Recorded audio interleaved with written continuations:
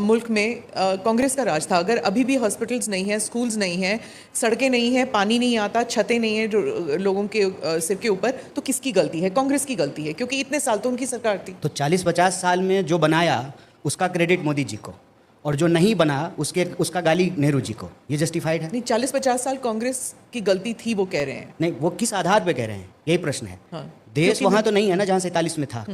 तो देश अगर सकारात्मक दिशा में आगे बढ़ा है, उसका क्रेडिट अगर कांग्रेस पार्टी को नहीं मिल रहा है, तो डिसक्रेडिट क्यों कांग्रेस पार्टी को दिया जा रहा है?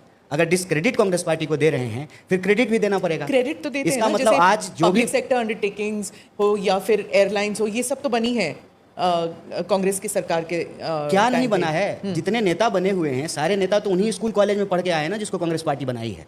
उनके माँ बाप का इलाज तो उसी अस्पतालों में हुआ जिसको कांग्रेस पार्टी बनाई है। देश को आज़ादी दिलाने में कांग्रेस पार्टी की भूमिका है, इससे कोई इनकार कर सकता है? इसरो बना हो, आईआईटी बना हो, आईआईएम बना हो, देश की यूनिवर्सिटीज़ बने हो, सड़कें बने हो, आप जिस स्कूल में पढ़े हैं, हम जिस विश्वविद्यालय में पढ़े हैं, उसको तो कांग्रेस ही बनाई है। प्रश्न यही है, इस देश का विपक्ष होने के नाते देश में जो चीज़ें हुई हैं उसकी तारीफ की जानी चाहिए, और जो नहीं हुआ है उसका सवाल पूछा जाना चाहिए। अच्छा, आप जो यात्रा कह रहे थे, भारत जोड़ो यात्रा हो गई या फिर दूसरी वाली जो यात्रा निकाली थी राहुल गांधी ने, सब कह रहे थे कि यात्रा तो निकाल रहे थे, लोग आ भी रहे थे, लेकिन वोट जा रहा था बीजेपी को।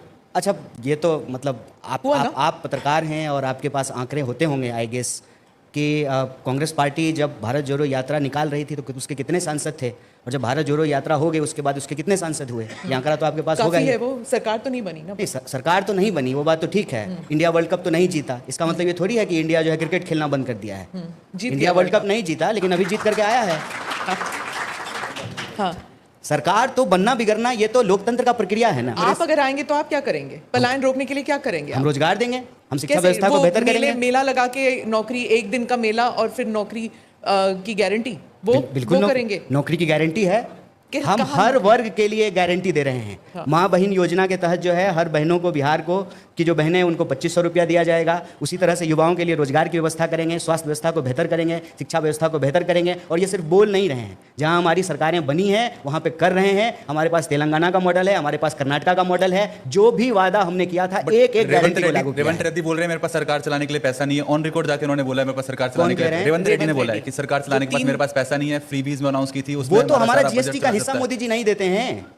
जो गैर भाजपा सरकार है उनकी मुख्यमंत्रियों के स्टेटमेंट आप सुन लीजिए, सरकार के बयान सुन लीजिए, और ये एक साल की बात नहीं है। आप चाहे केरल के मुख्यमंत्री का बयान सुनिए, आप झारखंड के मुख्यमंत्री का बयान सुनिए, आप जो है हिमाचल के मुख्यमंत्री का बयान सुनिए, कर्नाटक के, तमिलनाडु के, क्योंकि केंद्र सरकार जो स्टेट का जीएसटी का हिस्सा है वो केंद्र सरकार उसको रिलीज नहीं कर रही है। ये एक बहुत बड़ा मुद्दा है।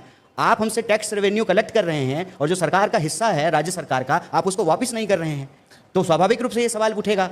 आप देखिए पिछले साल, अभी बारिश आने वाली है, मानसून आने वाला है, और हिमाचल में पिछले साल जो त्रासदी हुई, जो आपदा आया, बार बार मुख्यमंत्री जाकर के जो है केंद्र की सरकार से गुहार लगा रहे थे कि आप हमारा हिस्सा हमको दे दीजिए, हमारा राज्य आपदा से गुजर रहा है, हमको हमारा पैसा दे दीजिए। तो ये तो सरासर बेईमानी केंद्र सरकार कर रही है। कांग्रेस की क्या स्थिति है इस समय बिहार में? एक सवाल ये है कि पिछले 30 सालों में कांग्रेस जहां भी 3 से चौथे नंबर की पार्टी बनी है, चाहे वो उत्तर प्रदेश हो, चाहे वो तमिलनाडु हो, चाहे वो बाकी राज्य हो, उसमें कभी बाउंस बैक नहीं कर पाई है कांग्रेस पिछले 30 सालों में। क्या आपको लगता है कि बिहार में आने वाले समय में या तो आपकी लीडरशिप के अंदर या राहुल गांधी की लीडरशिप के अंदर कांग्रेस बाउंस बैक कर पाएगी? अव्वल तो राजनीति कैरम का खेल नहीं है कि बाउंस बैक करेंगे।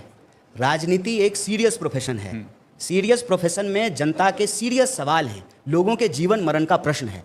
और आपको मैं बता दूं, हम कितने नंबर की पार्टी हैं ये इंपॉर्टेंट नहीं है, लोगों का सवाल उठाने में हम नंबर 1 होंगे। और बिहार के अंदर, बिहार के लोगों के साथ किसी भी कोने में कोई भी अन्याय होगा तो सबसे पहले हम लोग जो है तिरंगा झंडा लेकर के सड़कों पे उतरेंगे, चाहे वो मुजफ्फरपुर के बलात्कार का मामला हो, पलायन का मामला हो, नौकरी का मामला हो। कल 12 तारीख है, पूरे राज्य में हर जिला मुख्यालय में रोजगार के सवाल पर जो है सरकार के सामने धरना देंगे। जो पहले हुआ करता था एक अनएम्प्लॉयमेंट एक्सचेंज जिसको बोला करते थे, उसके सामने जो है धरना देंगे। हमारा काम है जनता के मुद्दों पर उनके न्याय के लिए संघर्ष करना। कितने नंबर की पार्टी हैं, कोई टी शर्ट बेचने के लिए थोड़ी आए हैं कि कौन सा नंबर का शोरूम हमारा चल रहा है। जनता के लिए लड़ना ये हमारी प्राथमिकता है। और बाउंस बैक करने का जहां तक सवाल है, तो देखिए, जब भी किसी भी तरह की हेजमनी बन जाती है ना, तो लोगों को लगता है कि ये तो होगा ही नहीं।